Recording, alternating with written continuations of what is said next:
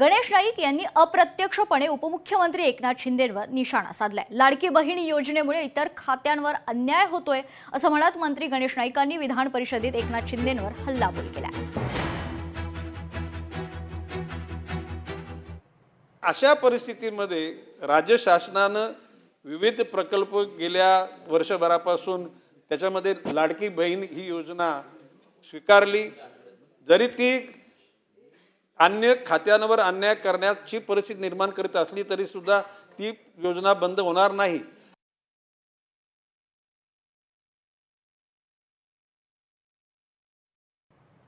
लाडकी बहीण योजनेमुळे इतर खात्यांवर अन्याय होतोय असं म्हणत मंत्री गणेश नाईकांनी विधान परिषदेत एकनाथ शिंदे यांच्यावर चांगलाच हल्लाबोल केला। अप्रत्यक्षपणे गणेश नाईकांनी खरं तर एकनाथ शिंदेंवर टीका केलाय।